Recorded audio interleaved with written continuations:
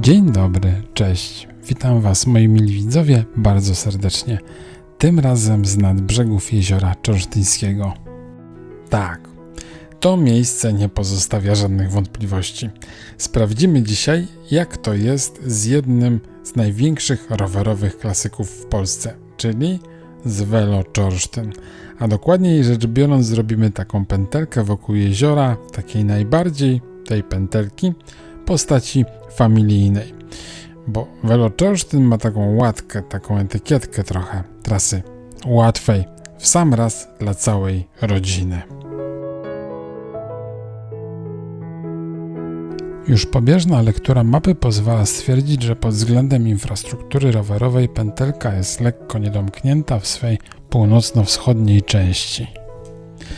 Czy ten stan rzeczy kiedyś, za jakiś czas się zmieni? Nie mam pojęcia, ale na ten moment lukę tę świetnie wypełniają stateczki kursujące pomiędzy Niedzicą i Czorsztynem. Tak więc, skoro mamy sprawdzić pełną opcję familijną, to płyniemy.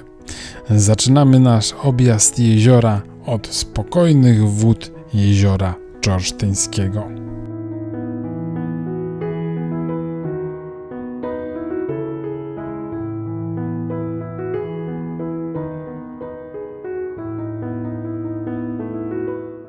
Kursujących stateczków jest tak ze 2, 3, może 4 jednostki. Chociaż też możecie trafić na coś, co się nazywa gondolą. Jest nazywane gondolą i jest taką większą łodzią. To w zależności od tego, jak chcecie sobie dawkować emocje, tak wybierzecie. Rejs statkami halny lub Dunajec kursującymi na zasadzie promu to koszt 30 zł za osobę z rowerem. Nie mamy tu dopłaty za rower elektryczny, co się czasami zdarza przy niektórych przeprawach. Sama przeprawa trwa około 15 minut, a mili panowie z flotyli jeziora Czorsztyńskiego pomagają przy załadunku i rozładunku rowerów.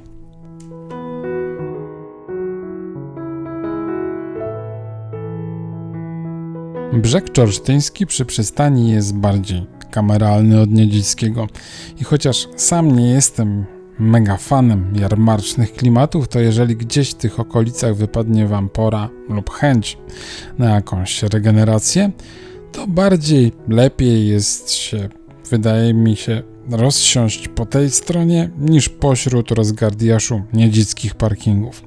Tym bardziej, że warto nabrać sił przed zdobywaniem czorsztyńskiej warowni. Zasadniczo stąd można by już ruszyć w objazd jeziora na zachód, ale ruiny średniowiecznego zamku na wyciągnięcie ręki bardzo kuszą. I teraz tak, możliwości, żeby tam się dostać, są dwie. Można albo zrobić krótki, acz intensywny wypych od rejonu przystani pod sam zamek, albo obadać, czy jest stromo do wsi Czorsztyn i stamtąd zrobić zawrotkę, zjechać do zamku. No oczywiście, że był wypych.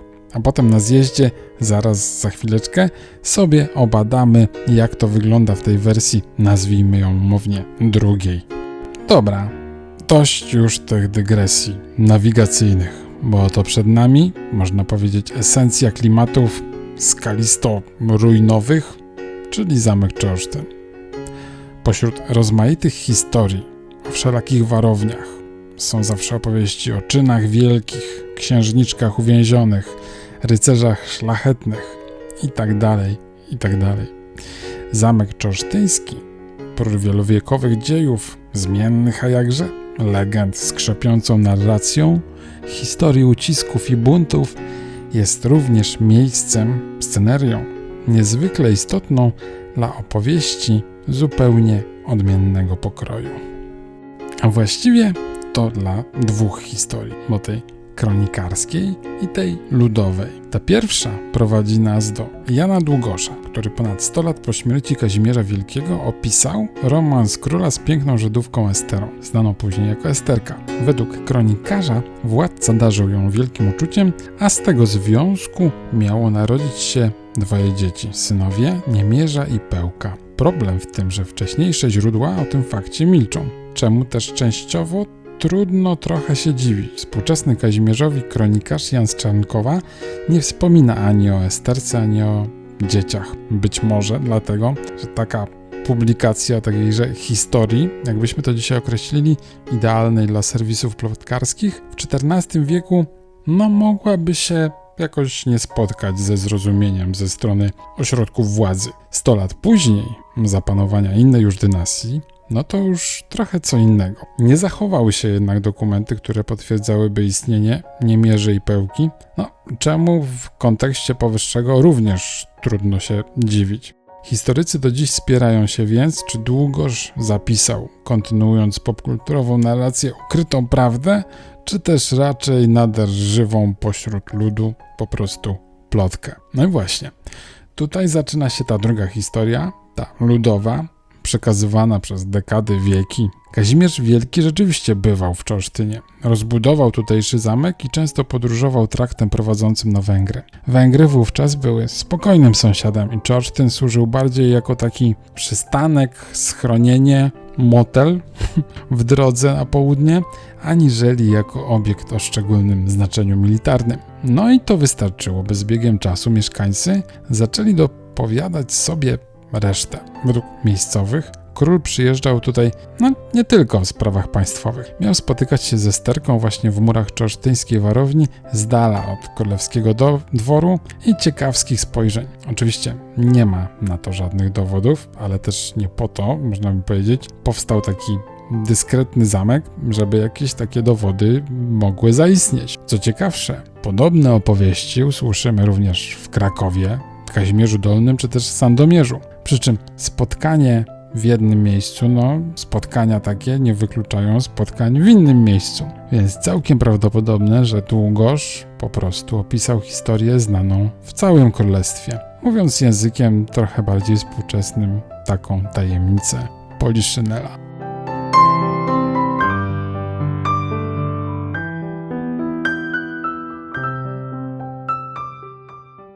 Wydobądźmy się już z tych wieków zamierzchłych. I owo wydobądźmy tyczy się również trudności fizycznej, gdyż z Czorsztyna zamku do Czorsztyna wsi było parę metrów pod górkę, zgodnie z obranym przez nas kierunkiem zwiedzania.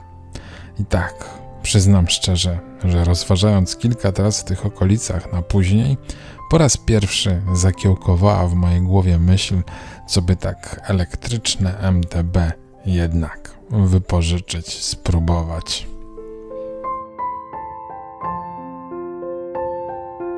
Każdy podjazd ma swój zjazd. Chociaż mijani rowerzyści na DDR-ce od przystani do Czorsztyna zdawali się chyba powątpiewać w takie banały.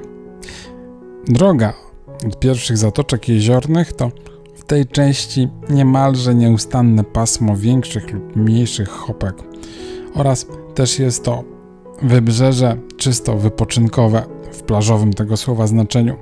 Dlatego też ten miks zakrętów i to wesołe życie plażowe na takiej czasami patchworkowej drodze, to wszystko tworzy jedyną swego rodzaju karuzelę, gdzie proporcje pomiędzy relaksem a skupieniem na drodze wydają się być wprost proporcjonalne do ruchu.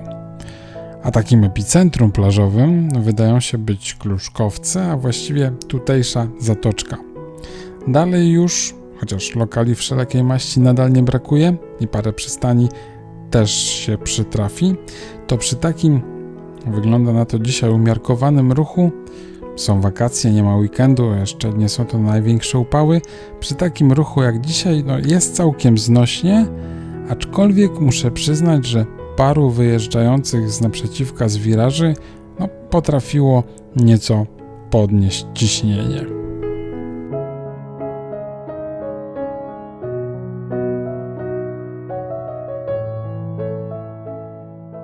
Także w trakcie jakiegoś bardziej ruchliwego weekendu, obfitującego i w plażujących i w rowerzystów, to na tym odcinku może być tłoczno.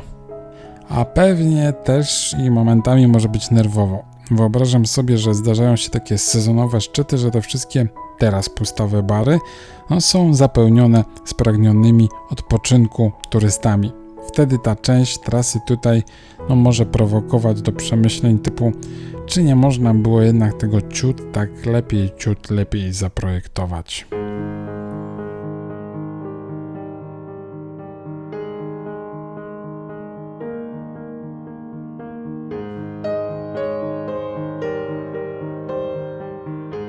A gdzieżże są te social mediowe obrazki, kadry, ujęcia opiewające piękno tego Velo pośród przyrody niemal tak dzikiej jak w jakichś fiordach? Otóż są. Za przystaniami wsi Maniowy nasz rowerowy asfalt schodzi już nad same jezioro na taką dłuższą chwilkę i tutaj już bez barów plażowych, hamburgerów, gofrów i tak dalej możemy przez jakieś, powiedzmy 3-4 kilometry pocelebrować ten kontakt z naturą, niemalże w dzikim stylu. No dobra, w dzikim stylu minus barierki. Barierki musicie sobie jakoś wyprzeć potem ze swoich wspomnień.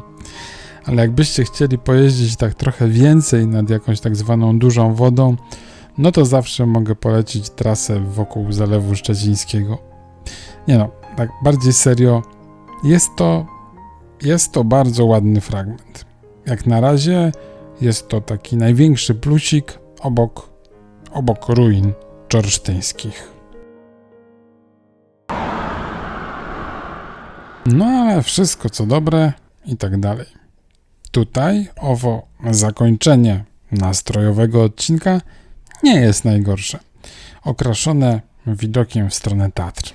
Żegnamy Velo Dunajec zmierzający do Nowego Targu lub z Nowego Targu, jak to woli, i robimy zawrotkę na południowy brzeg jeziora. Ogólnie miałem się nie czepiać, ale jak już powiedziałem 2 razy plusik, to i muszę powiedzieć, gdzie jest minusik. Gabarytowo nie jest to rzecz wielka, ale ukłucie z nienacka czuć bardziej. Na moście na Białce jest typowa luka w ciągłości trasy rowerowej. Nie chodzi tu o jakieś szczególne czepianie się, ale jadąc z kilkulatkiem, z holem na przykład albo z przyczepką, warto mieć to miejsce w pamięci, gdyż w tym kierunku jazdy musimy przebyć 2 razy ruchliwą wojewódzką, a od strony Frydmana rowerzyści próbują się wpasować na szerokość, a owa szerokość chodnika to jest właśnie taka jedna przyczepka rowerowa, powiedzmy tak, na gazetę. Więc jak na produkt turystyczny, rodzinny, to jest taki malutki kamyczek w bucie. Wielu powie, że kamyczek jest malutki, ale też wiecie, jak to z malutkimi kamyczkami bywa.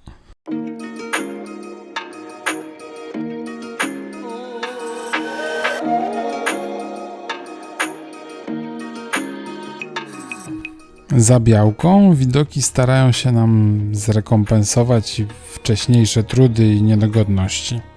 Jeżeli ktoś takie odczuł.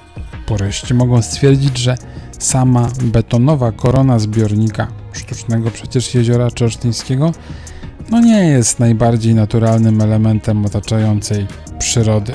Ale z drugiej strony można też stwierdzić, że z tego miejsca, jadąc po tej koronie, z kolei najmniej ją widać.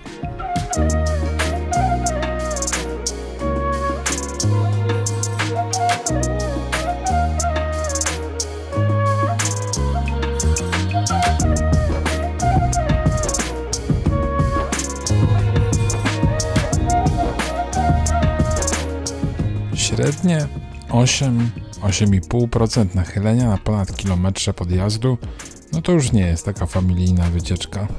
I chociaż tego typu atrakcja występuje tutaj w tylko jednym miejscu pod Falsztynem, to warto brać pod uwagę fakt, że nie wszyscy uczestnicy rodzinnej wyprawy mogą być taką atrakcją jednakowo zachwyceni. Zwłaszcza jeżeli wystąpi ona pod koniec objazdu jeziora. Pod koniec podjazdu przyznam, trochę brakło już miękkich przełożeń. W wypożyczonym Kancie najniższy bieg to było jakieś 0,83, a moje, stawy przyzwyczajone do ostatnio MTB-owego, rometowego 0,61 były zdziwione, że zbrakło nagle redukcji o te, tak na oko patrząc, jeszcze ze 2 przełożenia. I wtedy drugi raz zapaliła mi się lampka z napisem spróbuj wspomagania elektrycznego, zobaczysz, będzie fajnie. W każdym bądź razie wiele osób mówi, że niezależnie od tego, co jest w rowerze, to trud wszelaki pod Falsztynem jest zrekompensowany przez roztaczające się widoki. Czy tak jest w istocie, mili widzowie? To już musicie ocenić. Ocencie to, proszę, sami.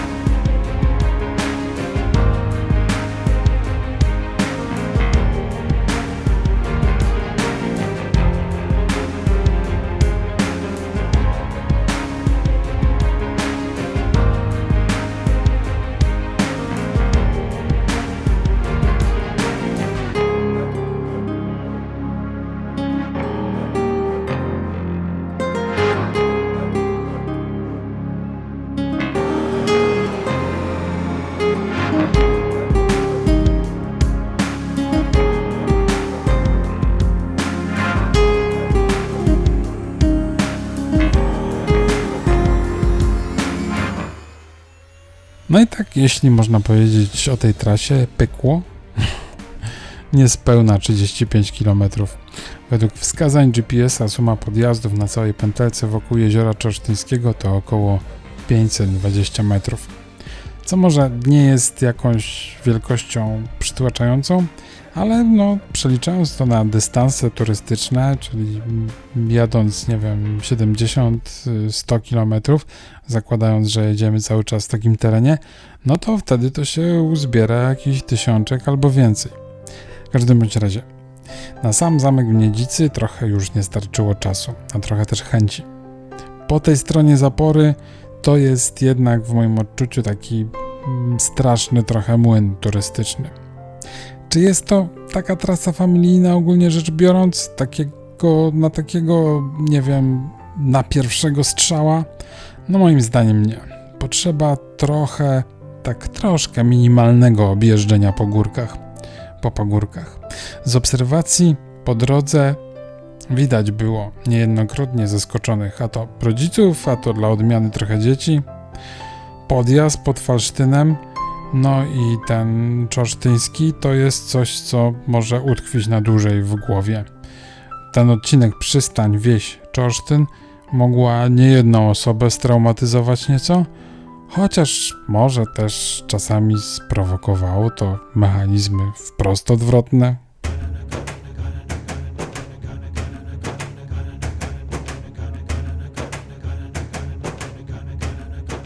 Jak dla mnie, powiem szczerze, że nie wiem, czy do powtórzenia. Fajnie, że w końcu zobaczyłem, przejechałem, a nawet trochę popchałem. Fajnie, chciałem to zrobić na pewno. Jak na tak zwane góry, trochę sporo plaży. Nie mam tu na myśli geografii, ale raczej intensywność zagospodarowania okołoplażowego. Ale, jak się zapewne domyślacie, to tylko rozgrzewka. Więc jeżeli nie chcecie przegapić okołogórskich klimatów w najbliższych tygodniach, to jeżeli jeszcze tego nie robicie, to zasubskrybujcie bardzo proszę kanał niezwłocznie. Będzie to oczywiście miks materiałów wszelakich, żeby nie wiało monotonią, ale nutką dominującą będą tak zwane pagórki. A dzisiaj już dziękuję. Bardzo dziękuję Wam za wspólnie spędzony czas razem i żegnam się. Ale tymczasowo, bo do następnego razu. Do zobaczenia. Cześć.